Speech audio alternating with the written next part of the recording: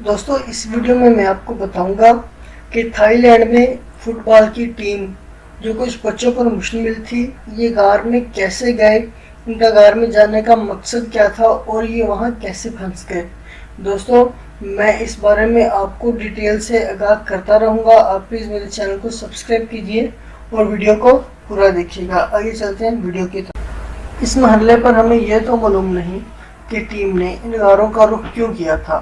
23 جون کو مقامی وقت کے مطابق صبح 10 بجے ٹیم پریکٹس کے لیے گئی اور 10:45 پر اسسٹنٹ کوچ ایکپول نے ان کی پریکٹس کی فیس بک پر لائیو ویڈیو شائع کی۔ تقریباً 3 بجے تھام لوانگ خانم ناگون نیشنل پارک کے عملے کو غاروں کے دہانے پر 11 سیکڑے ملے، جس کے بعد تفتیش شروع کر دی گئی۔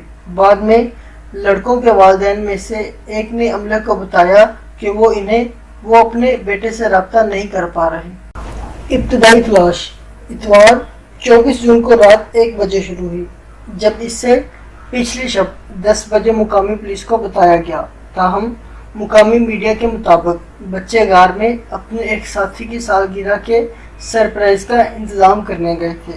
گائم نامی اس ٹینٹ کا ایک رکن جو اس مرتبہ غاروں میں لڑکوں کے ساتھ نہیں گیا، مقامی میڈیا کو بتا چکا ہے کہ ماضی میں وہ ان غاروں میں 3 مرتبہ جا چکے ہیں، تاہم کبھی بھی بارشوں کے موسم میں نہیں گئے تھے۔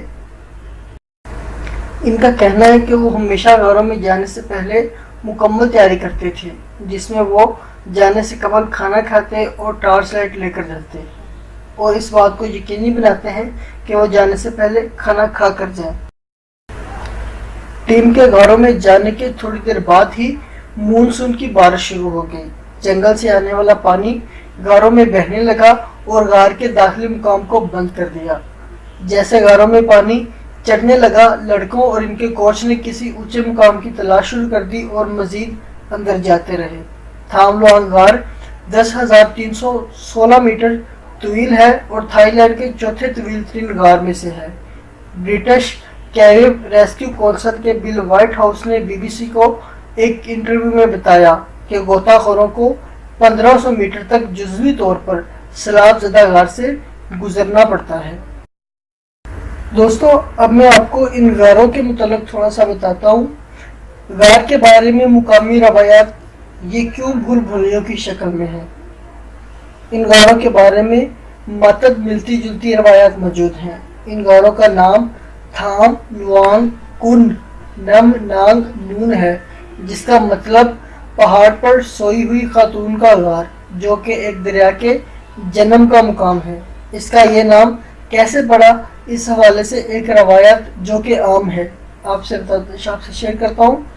کہانی کچھ اس طرح ہے کہ جیانگ رونگ شہر، جو کہ موجودہ جنوبی چین کا شہر جنگ ہانگ ہے، کی ایک شہزادی ایک گھوڑا سوار کے ساتھ حاملہ ہو گئی۔ وہ دونوں اپنی جان بچانے کے لیے شہر سے بھاگ گئے اور جنوب کی جانب کوچ کیا۔ جب وہ ان پہاڑوں تک پہنچے تو شہزادی کے شوہر نے انہیں آرام کرنے کو کہا اور خود خوراک کی تلاش میں گئے، مگر شہزادی کے باپ کے ملازمین ان تک پہنچ گئے اور انہوں نے شوہر کو مار دیا۔ شہزادی کئی روز تک اپنے شوہر کا انتظار کرتی رہی اور جب انہیں یقین ہو گیا کہ ان کا شوہر اب لوٹ کر نہیں آئے گا تو انہوں نے خودکشی کر لی۔ کہا جاتا ہے کہ ان کا جسم پہاڑ کا حصہ بن گیا اور ان کے زخم سے جاری ہونے والے خون سے دریا نام مائی سائے شروع ہو گیا۔ مقامی میڈیا کے مطابق ایک سابقہ کمیونٹی لیڈر انسورن کائے سوم فونگ نے بتایا کہ 1986 میں ان غاروں میں ایک غیر ملکی سیاح 7 روز تک لاپتہ ہو گئے تھے، جس کے بعد انہیں بچا لیا گیا تھا، تاہم اس وقت کوئی سیلاب موجود نہیں تھا۔ اگست 2016 میں چینی زبان کے ایک استاد ان غاروں میں 3 ماہ تک لاپتہ رہے۔ انہوں نے ایک قریبی دکان پر اپنی سائیکل کھڑی کر کے دکاندار کو یہ کہا تھا کہ میں مراقبے کرنے کے لیے غاروں میں جا رہا ہوں۔ ان کے لیے سرچ آپریشن شروع کیا گیا، تاہم وہ کامیاب نہ ہو سکا۔ 3 ماہ بعد وہ خود ایک مقامی قریبی ہوٹل پر پہنچ گئے۔ دوستو اگر آپ اس بارے میں مزید معلومات لینا چاہتے ہیں تو میرے چینل کو سبسکرائب کیجئے اور بیل کے نشان پر کلک کیجئے، کیونکہ میں اس بارے میں اگلی ویڈیو جلدی ہی اپلوڈ کرنے والا ہوں۔ اس میں مزید آپ کو اس کے بارے میں ڈیٹیل بتاؤں گا۔ بیل کے نشان پر کلک کرنے سے یہ ہوگا کہ میں جیسے ہی اپنی ویڈیو اپلوڈ کروں گا وہ آپ کو اس کا نوٹیفیکیشن مل جائے گا اور آپ سب سے پہلے میری ویڈیو دیکھ سکیں گے۔ شکریہ۔